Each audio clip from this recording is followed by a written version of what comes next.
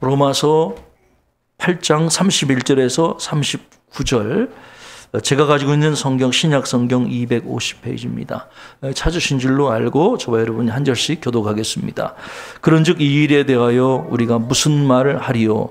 만일 하나님이 우리를 위하시면 누가 우리를 대적하리요? 자기 아들을 아끼지 아니하시고 우리 모든 사람을 위하여 내주신 이가 어찌 그 아들과 함께 모든 것을 우리에게 주시지 아니하겠느냐? 누가 능히 하나님께서 택하신 자들을 고발하리요? 의롭다 하신 이는 하나님이시니 누가 정죄하리요? 죽으실 뿐 아니라 다시 살아나신 이는 그리스도 예수시니 그는 하나님 우편에 계신 자요 우리를 위하여 간구하시는 자시니라. 누가 우리를 그리스도의 사랑에서 끊으리요? 환난이나 곤고나 박해나 기근이나 적신이나 위험이나 칼이랴. 기록된 바 우리가 종일 주를 위하여 죽임을 당하게 되며 도살당할 양같이 여김을 받았나이다 함과 같으니라. 그러나 이 모든 일에 우리를 사랑하시는 이로 말미암아 우리가 넉넉히 이기느니라. 내가 확신하노니 사망이나 생명이나 천사들이나 권세자들이나 현재일이나 장래일이나 능력이나 높음이나 깊음이나 다른 어떤 피조물이라도 우리를 우리 주 그리스도 예수 안에 있는 하나님의 사랑에서 끊을 수 없으리라. 아멘. 중앙성결교회를 심우하시는 한기채 목사님이라는 분이 계십니다. 이분이 그 미국 유학 시절에 자신이 경험했던 이야기들을 한 책에서 소개하고 있어요. 이분이 대학원에서 공부할 때 학교를 마치고 집에 들어오면 두 자녀들과 함께 학교 대학 캠퍼스에서 연 날리기를 가끔 했다고 그래요. 아들의 연은 이렇게 줄곧 올라가다가 가끔씩 땅으로 곤두박치는 일들이 있었다고 그래요. 그런데 딸은 제법 연을 잘 날려서 연이 보이지 않을 정도로 높이 창공 위에 높이 연이 나르게 됐다고 하는 것이죠.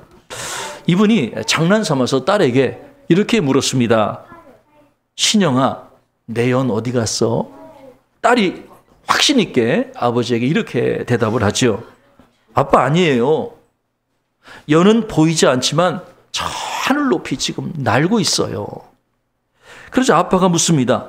연이 보이지 않는데 어떻게 하늘 높이 날고 있다고 확신할 수 있어?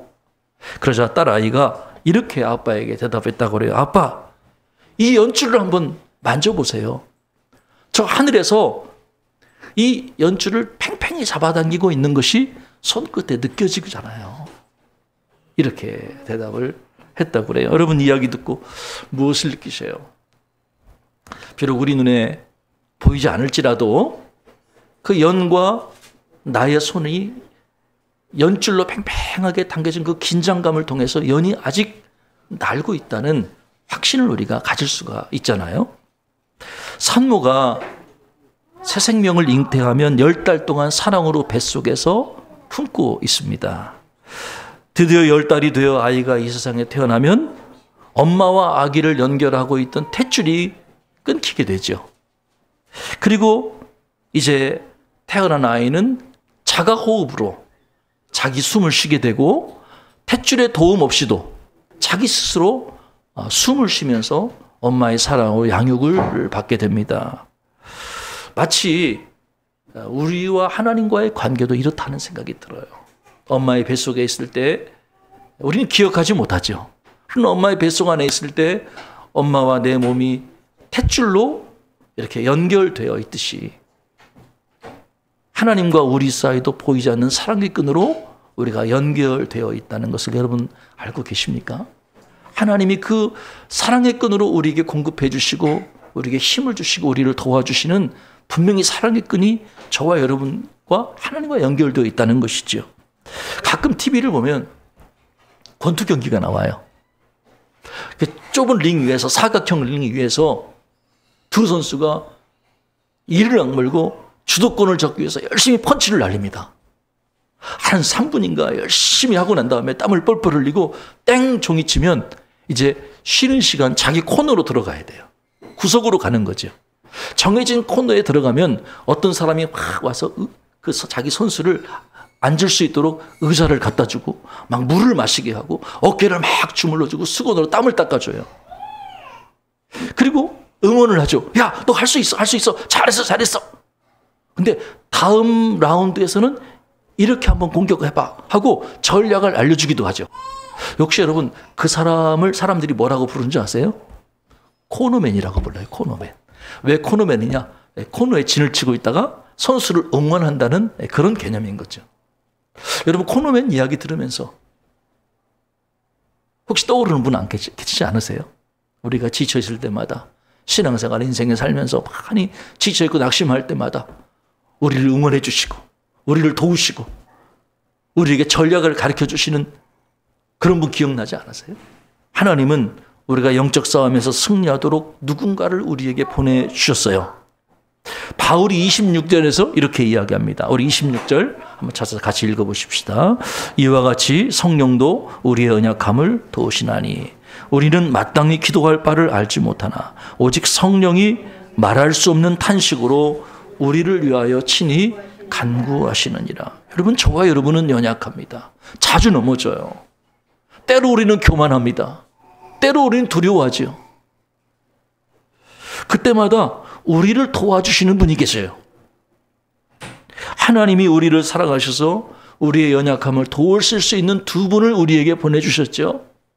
그 두 분이 누구입니까? 예수님이시고 성령님이십니다.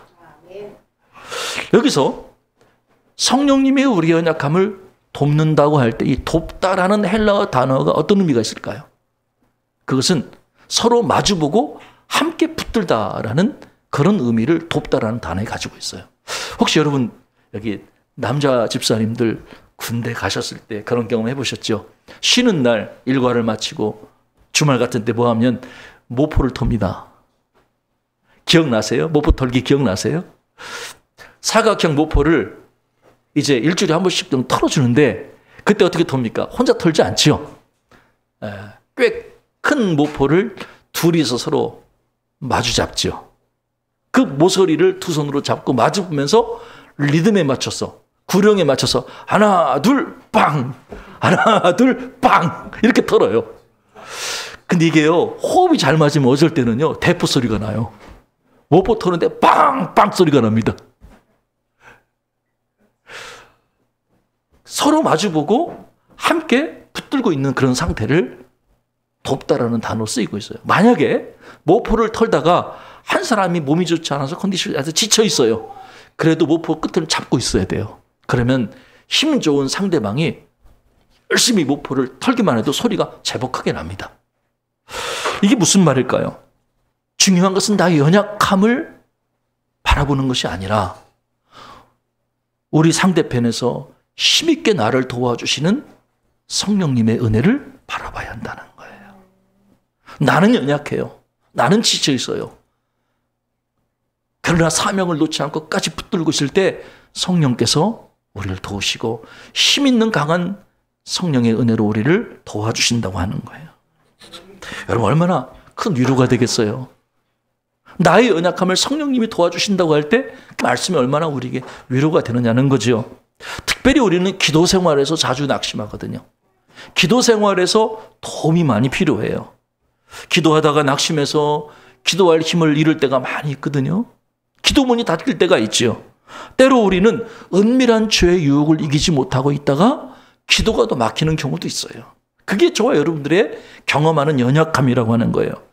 그러나 우리는 그때라도 기억해야 될 것은 나의 반대편에서 나와 함께 붙들고 계셔서 나를 돕고 계시는 성령님이 나를 위해 말할 수 없는 탄식으로 기도하고 계시다는 사실을 기억해야 하는 것이죠. 여러분 어디 성령님 뿐이겠습니까? 예수님도 저와 여러분을 돕고 계세요. 우리를 위해 기도하시되 예수님 지금 어디에 계십니까? 하나님 우편에서 우리를 위해 친히 간구하고 계십니다. 생각해 보세요. 누구 기도를 하나님이 가장 기뻐하실 것 같아요? 여러분의 기도보다 더 기뻐하시는 분이 예수님의 기도예요. 예수님이 하나님 오른쪽에서 저와 여러분들을 위해 기도하고 계시다면 우리를 위한 그 예수님의 중보 기도를 하나님이 모르실 리 거부할 이유는 하나도 없는 거잖아요. 사랑하는 여러분, 예수님이 저와 여러분을 위해 돕고 계셔요. 기도로 돕고 계셔요. 그러니까 여러분 두려워하거나 낙심할 필요가 없어요. 혹 우리가 기도하지 못할지라도 주님이 우리를 위해 기도하시기에 저와 여러분은 반드시 승리하게 되어 있는 것입니다.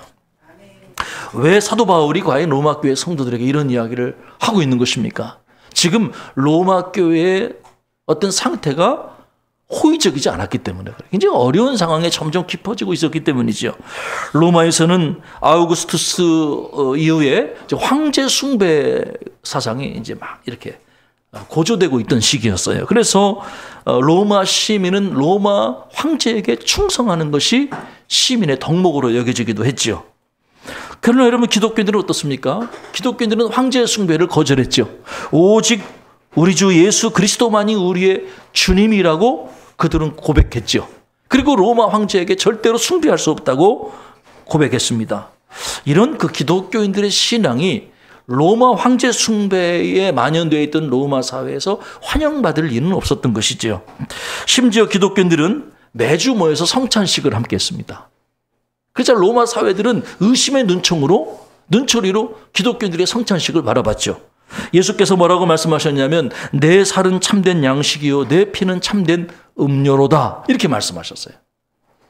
내 살을 먹고 내 피를 마시는 자에게 주님이 내가 그들 가운데 함께 계시겠다고 말씀하셨잖아요. 여러분 이게 기독교인들은 이게 어떤 의미인지를 알았거든요. 이것은 어떤 실제로 살을 먹고 피를 마시는 것이 아니라 주님과 영적인 연합, 주님과 영적인 합의를 경험할 필요가 있고 그리고 그것을 상징하는 심벌이 성찬식에서 함께 나누는 빵과 포도주라고 그렇게 이해하고 있었잖아요. 그러나 로마인들은 그렇게 이해하지 않았죠. 오해를 한 거죠. 기독교인들이 은밀히 자기네끼리 모여서 실제로 인육을 먹는 인신제사를 저들이 드리고 있다. 이런 식으로 기독교인들을 비난하고 오해했던 것이죠. 뿐만 아니라 로마 사회는 아주 좋지 못한 쾌락주의, 성적인 문란이 만연되어 있었다고 하는 것이죠. 그러나 기독교인들은 어떻습니까? 기독교인들은 성적으로 정결을 덕목으로 추구하고 가정을 소중히 여기고 경건을 추구하는 것을 자랑으로 여겼다고 하는 거예요. 그러니까 이러한 그 기독교인들의 윤리가 당시의 로마 사회와는 좀 정반대의 길을 걷고 있었기 때문에 로마인들이 볼 때 기독교인들은 탐탁지 않은 존재 그리고 적잖은 반감을 그들이 느끼게 된 것입니다. 오늘 본문에서 사도 바울이 무엇을 말하고 있습니까? 몇 가지를 얘기하죠. 만일 하나님이 우리를 위하시면 누가 우리를 대적하겠는가? 또 누가 능히 하나님께서 택하신 자들을 고발하겠는가? 누가 정죄하겠는가? 이렇게 반문을 하고 있거든요. 그러니까 이런 모든 그 사도 바울의 이야기는 당시 로마 교회가 겪고 있던 어떤 그 어려운 분위기를 그대로 드러내고 있다고 하는 것이죠. 자, 35절에서 바울은 다음과 같이 말합니다. 우리 35절을 한번 찾아서 함께 읽겠습니다. 누가 우리를 그리스도의 사랑에서 끊으리요? 환난이나 곤고나 박해나 기근이나 적신이나 위험이나 칼이랴. 여기 보면은 바울은 그리스도인들이 겪고 있는 7가지 고난, 위협을 나열하고 있어요. 그중에 우리가 어지간한 것은 이해하기 쉬운데 적신이란 말이 좀 이해하기 어려운 것 같아요. 적신이란 말은 의복이 없는 상태로 벌거벗겨진 상태를 가리키는 거예요. 그러니까 주를 위해서 우리가 벌거벗겨지는 수치를 당한다는 의미죠. 칼이라고 하는 것은 뭡니까? 그러니까 위협이나 살해 같은 어떤 위기를 신변의 위기를 느끼고 있는 상태를 칼이라는 단어로 또 성정하기도 했죠.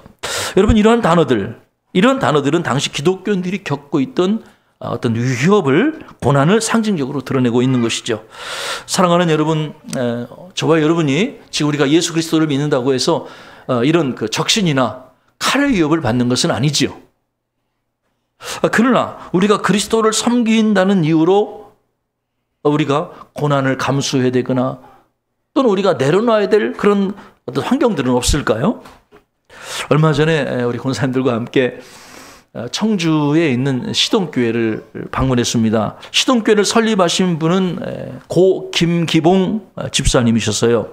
이분이 1909년 청주의 시동리에서 태어나신 분이시죠. 1909년은 어떤 시기였을까요? 우리 사회에서. 1905년에 을사조약이 체결이 되고, 불평등 조약이죠. 그리고 강제로 일본이 한국을 식민지화한다는 것을 선언한 것이 바로 이제 한일 합방이 1910년에 이루어지거든요. 그러니까 1905년, 1910년 이 여간에 이분이 태어나신 거죠. 그러니까 일제가 우리나라를 거의 침략하고 지배하고 있던 시대였지요. 시동리는 70여 가구 정도 모여서 사는 그러한 마을입니다. 김기봉은 15세 소년 시절에 그 조금만 가면 부강교회라고 있어요. 부강교회가 세운 기도처 모임을 참석하게 됩니다. 발이 불편했는데 발을 치유받기 위해서 기도처 모임에 참여하게 됩니다. 그리고 부강교회 전도사님의 전도를 받고 이분이 복음을 받아들이고 그리스도인으로 이렇게 회심을 하게 되죠. 그리고 이 소년 김기봉은 부모의 반대를 무릅쓰고 10km를 걸어서 이제 부강교회로 매주마다 출석해서 예배하는 신자로 이제 성장을 하게 됩니다. 청년 김기봉이 20살 때 목수일을 하던 어떤 사람과 함께 자기 동네에도 교회당이 있으면 좋겠다고 생각하고 교회를 설립을 하게 됩니다. 그 교회가 바로 동네 사랑방을 빌려서 시작한 시동리 교회입니다. 그의 열심 있는 전도로 시동리 교회는 부흥하여 약 30명이 모여 예배하는 참 귀한 교회로 그 마을에 자리를 잡게 되죠. 시동리 교회는 당시 담임 교역자를 모실 수 없는 연약한 가난한 교회였어요. 그래서 이 김기봉 집사가 19년 정도 교회를 봉사하고 교회를 섬겼다고 그래요. 평신도인데 매주 예배를 인도하고 수요 예배도 인도하고 새벽 예배도 인도하고 그렇게 평신도 집사로서 그렇게 19년 동안 시동리 교회를 섬기게 되죠. 그리고 한 달에 한 번씩은 주일 오후 예배를 이제 부강교회 교역자분을 이렇게 초청해서 이렇게 한 달에 한 번씩은 그렇게 예배를 드렸다고 그래요. 이렇게 자료에 보면은 그 부강교회 전도사님을 이렇게 한 달에 한 번씩 모시기 위해서 김기봉 집사가 직접 조랑말을 끌고 가서 조랑말에다가 교역자분을 태우고 모시고 이렇게 자기 마을에 들어와서 식사를 점심과 저녁 식사 대접을 하고 또 이분이 잘 예배를 준비할 수 있도록 그렇게 도왔다는 일화가 또 자료에도 나오더라고요. 그렇게 해서 수요 예배나 또 교역자가 방문하지 못하는 평상시 모든 주일은 김기봉 집사가 직접 설교하고 예배를 인도하는 그런 헌신을 보였죠. 김기봉 집사는 주일에는 동네 아이들을 모아서 성경을 가르쳤고 새벽이 되면 양철판을 두드리거나 산수통을 두드리면서 땡땡땡 치면서 새벽 예배 나오라고 그렇게 종을 쳤다고 그래요. 그리고 매일 오후 5시는 저녁종을 쳤다고 그래요. 저녁종 소리를 듣고 시동리 교회 이 마을에 있는 신자들이 하던 일을 멈추고 그 자리에서 기도하는 일이 있었다고 그래요. 그게 이제 미담을 이렇게 보니까 이제 이런 미담이 있더라고요. 이렇게 종을 치니까 아궁이에 불을 때던 아낙네가 기도하느라고 이렇게 기도하다가 자기 치맛자락을 태웠던 일도 기록에 남고요. 그리고 감자를 수확에다가 지게 짊어지고 오다가 5시 기도 시간에 기도하느라고 그만 엎어져가지고 미끄러져서 감자를 쏟아버린 그런 이제 소소한 이야기도 이제 미담으로 소개가 되고 있죠. 김기봉 집사는 매일 저녁마다 홀로 그 마을 뒤쪽에 고남산에 올라가서 홀로 밤기도를 했는데 그때마다 나라와 민족을 위해서 간절히 기도했다고 합니다. 그리고 김기봉 집사는 기독교는 항상 사랑의 종교라는 사실을 강조하고 그리고 일제강점기를 살아가던 신자들에게 애국혼을 일깨워주는 애국지사로도 활동을 하게 된 것이지요. 김기봉 집사가 일본의 신사참배를 반대하게 되지요. 그래서 일본 경찰로부터 여러 가지 가택연금을 당하고 또 고문을 당했습니다. 1944년 9월인데 우리 이제 돌아가신 우리 최복승 권사님도 기억하시는데 우리 최 권사님도 지금 기억하실지 모르는데 그때 해방되기 1년 전에 한국 성결교회가 일제에 의해서 강제 폐쇄됐어요. 최 권사님이 예전에 이제 그런 얘기를 여러 번 하셨어요. 주일날 교회를 갔더니 교회당 문에 이렇게 나무 널판지로 이렇게 X자로 이렇게 교회당 입구를 못을 박아놨대요. 그래서 교회에 나가지 못하게 그렇게 박아놔서 최 권사님 어쩔 수 없이 그 신자들과 함께 그때 이제 강경선교교를 다니셨는데 옆에 있는 감리교회 가서 함께 예배를 드렸다는 그런 이제 증언도 제가 최근 사람한테 듣기도 했습니다. 이처럼 한국 선교교회가 신사참배 문제로 거부 문제로 일제에서 폐쇄될 때 시동교회도 함께 폐쇄되는 아픔을 겪기도 했죠. 이듬해인 1945년에 일본이 무조건 항복을 선언하고 우리나라는 광복의 기쁨을 누리게 됩니다. 1950년 3월 달에 농지개혁법이 시행이 되죠. 왜냐하면 이제 일제시대 때 이제 이 토지 문제들을 좀 정리하고 또 가난한 사람들에게 좀 땅을 나눠주겠다는 개혁 조치가 있었어요. 이때 김규봉 집사가 대지주로서 꽤 넓은 땅을 소유하고 있었는데 성경 말씀에 정함이 없는 재물에 소망을 두지 말고 나누어 주기를 좋아하며 너그러운 자가 되라는 디모데전서 6장 말씀을 기억하고 김규봉 집사가 자기가 가지고 있던 3,000평의 땅을 가난한 주민들에게 소장농들에게 나누어주는 일을 기꺼이 실천했다고 합니다. 1950년 6월 25일 새벽 4시 20분 소련의 사주를 받은 북한 인민군이 기습 남침을 시도해서 한국전쟁이 발발하게 됩니다. 북한 인민군이 기독교를 적대해서 예수쟁이들을 다 잡아간다는 소문이 마을에 파다하게 퍼지게 됐죠. 김규봉 집사는 두 아들을 데리고 남쪽으로 피난을 가게 됩니다. 대동강 인근에 도착했는데 대동강을 건너지 못했어요. 왜냐하면 대동강 인근에서 인민군과 또 우리 아군이 치열하게 전쟁이 벌어지고 있어서 도저히 대동강을 건너지 못하고 근처에 있던 터널에서 3주간을 숨어 지내게 됩니다. 그때 함께 있던 사촌 동생이 고향 땅으로 돌아가기로 결심을 하죠. 그래서 김규봉 집사는 사촌 동생의 안전한 귀가를 돕고 또 고향의 시동립교회를 지켜야 되겠다는 마음을 가지고 고향으로 다시 올라가게 됩니다. 집 근처에 도착했을 때 인민군이 자기 집까지 수색했다는 소식을 듣게 되어 김규봉 집사는 외갓집에 홀로 피신하게 되는데 그때 한 밀고자가 김규봉 집사가 외갓집에 숨어 있다는 사실을 인민군에게 고자질을 하게 되지요. 그래서 김규봉 집사가 인민군에 붙들려서 기독교 신앙을 포기하라는 이유로 가죽 고문과 학대를 당하게 됩니다. 그러나 김규봉 집사는 끝까지 신앙의 절개를 지키게 되지요. 그분의 이제 큰딸이 계셔요. 선화선교교회 권사님이셔요. 근데 그 큰딸이 아버지를 면회하기 위해서 이제 여기 아버지가 계신 인민군 수용소에 방문을 하게 되는데 아버지 김규봉 집사는 날마다 물고문 때문에 거의 정신을 잃고 있었다고 그랬고 가죽끈으로 맞고 구두발에 차여서 혼수 상태를 경험하는 모습을 목격했다고 그러지요. 정신을 차린 김규봉 집사가 면회온 큰딸에게 다음과 같은 유언적인 이야기를 하게 되지요. 주님이 원수를 사랑하라 하셨으니 원수를 갚지 말고 용서하라 라는 말씀이었어요. 이후 김규봉 집사는 사상범들이 갇혀있던 청주 내모서 7호 감방에 갇히게 됩니다. 전세가 바뀌어서 1950년 9월 15일 연합군의 인천 상륙 작전이 성공을 거두고 다급해진 인민군들이 급히 퇴각을 해야 되는 상황이 전개가 됐죠. 그런데 이 인민군들은 이 형무소에 갇힌 수감자들을 다 사륙할 그런 계획을 짜게 됩니다. 이 사실을 감지했던 동료 수감자가 김규봉 집사에게 탈옥할 것을 권유합니다. 그러니까 내가 무릎을 꿇을 테니 나를 딛고 담을 넘어가라고 이렇게 이야기하죠. 그런데 김규봉 집사는 그 권유를 거절합니다. 그리고 이렇게 이야기하죠. 하나님의 뜻이라면 나는 여기서 살 수 있으리라 믿네. 재차 다른 수감자에게 탈옥을 권유받았지만 김규봉 집사는 자기 목숨보다 중요한 것이 신앙의 명예를 지키는 일이라고 생각하고 죽음의 길을 피하지 않았다고 하는 것이죠.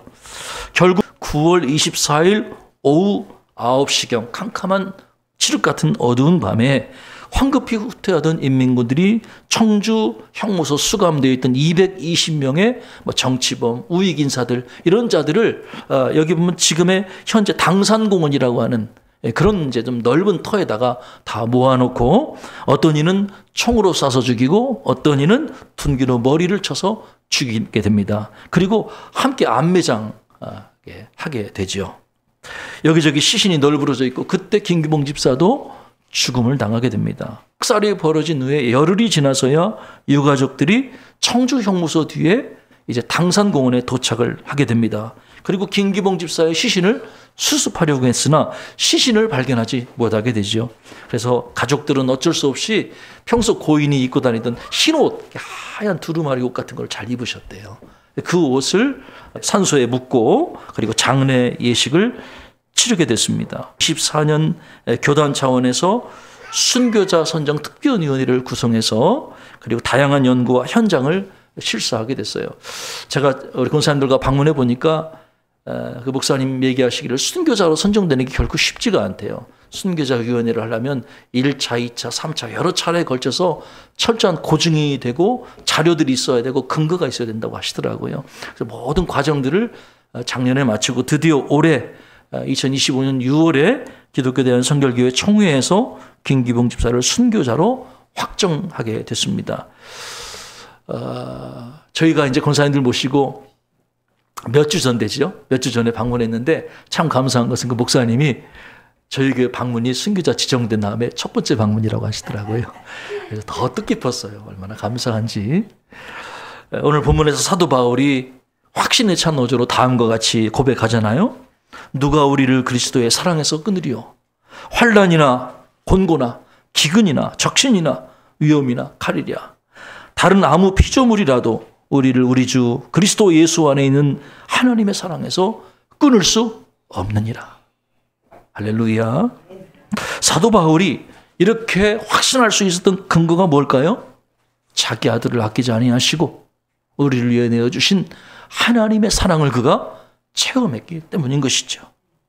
사도 바울은 고난 가운데서도 우리를 사랑하시는 하나님이 계시기에 우리가 어떤 고난도 넉넉히 이기게 될 것이라고 말하면서 고난당하고 있는 로마 교회 성도들을 위로하고 격려했던 것입니다. 사랑하는 여러분, 지금 여러분이 겪고 있는 어려움이 무엇입니까? 여러분이 신앙의 절개를 지키려다가 지금 당하고 있는 고난은 무엇입니까? 혹 그것이 애매한 고난이라 할지라도 반드시 기억하실 것은 하나님이 여러분을 돕고 계시고 하나님이 여러분을 사랑하신다는 사실입니다. 오늘 순교자 기념주일을 맞아 주님이 원수를 사랑하라 하셨으니 원수를 갚지 말고 용서하라는 김기봉 집사님의 가르침이 오늘 우리의 마음에 깊이 자리 잡기를 바랍니다. 하나님이 저와 여러분을 사랑하시되 예수 그리스도를 주시기까지 사랑하셨습니다.